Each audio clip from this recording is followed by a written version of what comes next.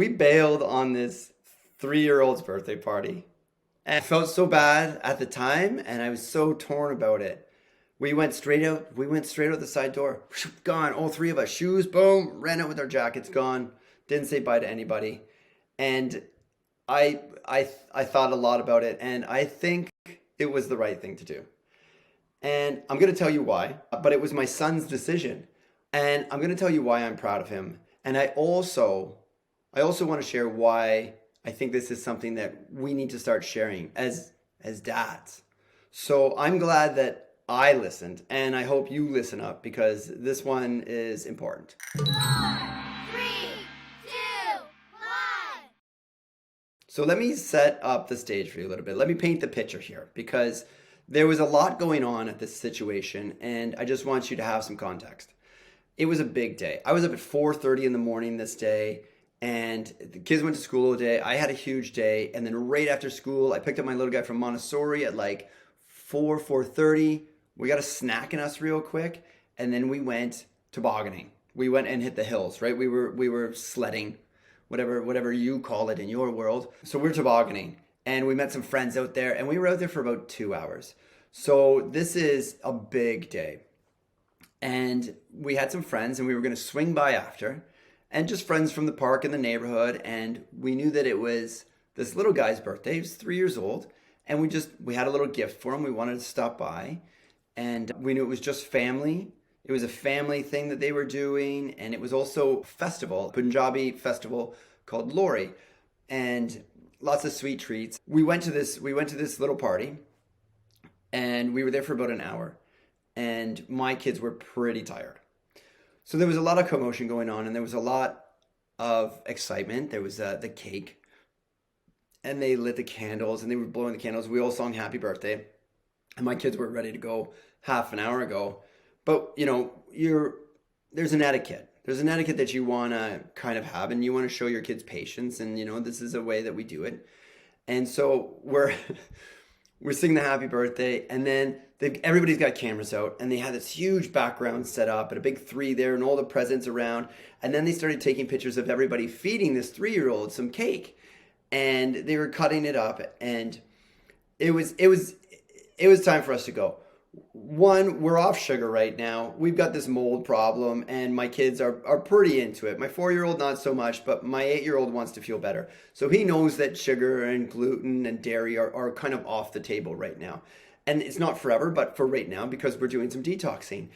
And it is a big thing in our lives. And we've been doing it for months now. And I've got a podcast with Dr. Pejman Katari, and you can hear all about that there.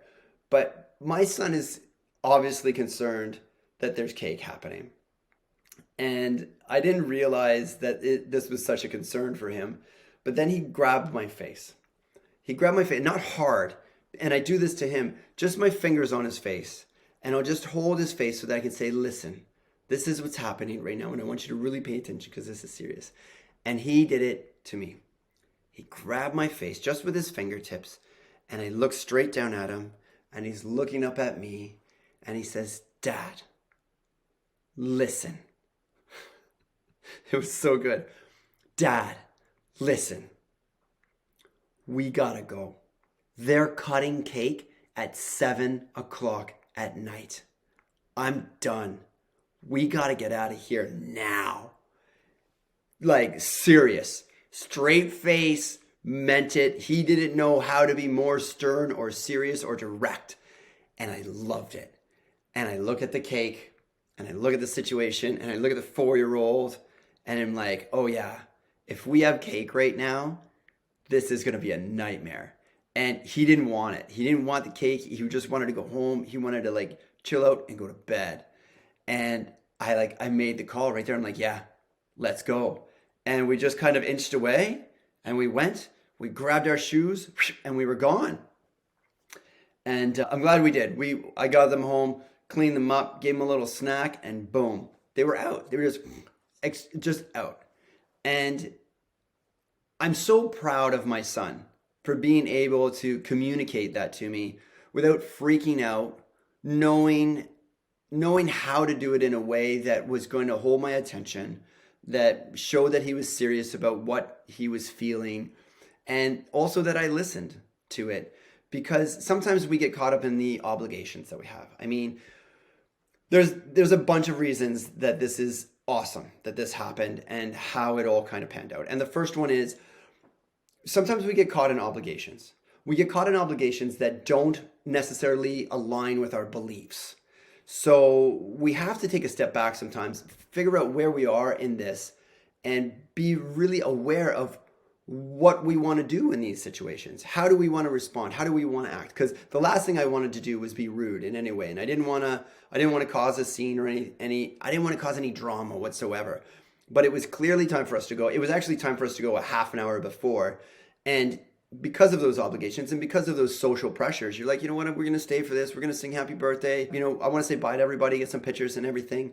But when your 8-year-old, he's 8, he was 8 at the time, when he grabbed my face and I recognized what was happening, because I've done it to him a bunch of times, I knew that he really meant it. I knew that he looked for the solution in his brain, in his little 8-year-old brain, of what's the way that I can communicate to my dad the severity of the situation in my world. And he nailed it. He nailed it, and I listened. And that's the second big thing here, is that my son knows that I'll listen to him.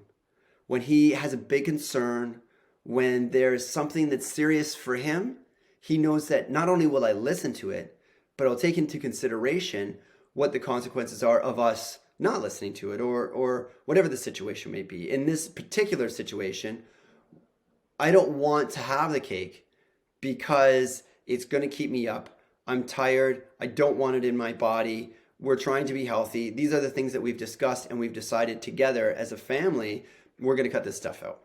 So me and my boys are very strict right now with our diet to clean this stuff out, and he knew it, and he was right.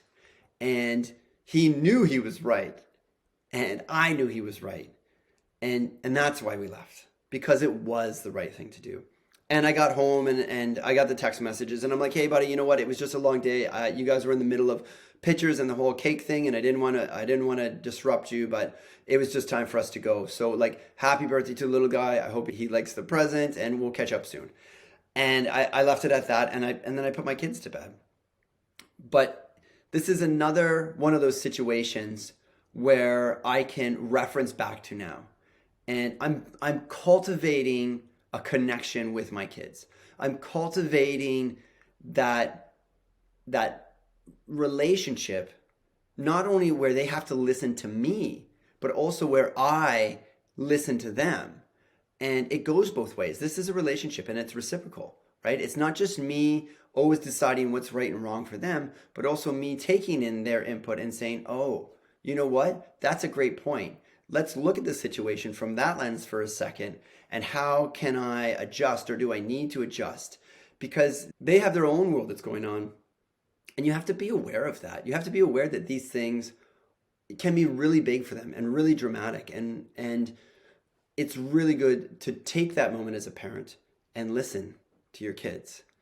So I hope you like this story, and I hope the next time you're in a situation where you might be at a place where, you know, it's a glutinous sugary cake and you just don't want your kid to eat that. And you have the right to be like, you know what, that's not for us. Or it could be something else that you're not okay with. You know, if you're at somebody's house and they're drinking a little bit too much, you're like, okay, it's time for us to go because it's just not appropriate, or whatever it is for your situation. And to not get caught up in the obligations or the social pressures of this is how I have to act in this situation. So take that for yourselves. And, you know, the next time your kid really needs to talk to you, sometimes it's in different ways where they're yelling or they're crying or they're screaming. Well, that's the only language that they know then. That's the only way that they can do that. And why are they freaking out? And don't react to it, but think about it, respond to it, breathe, and then make the decision from there. So I hope you enjoyed that, and we'll see you in the next show. Thanks.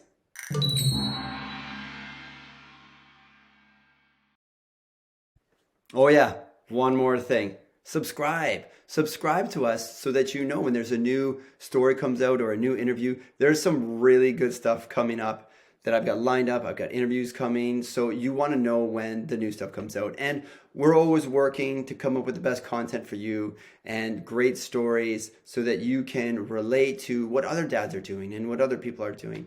So thank you so much for listening. Go check out ZenDadMethod.com and check out all the other stuff that we got going on. So you got this, Dad. You got this. Keep crushing it, and we'll see you out there. Thanks.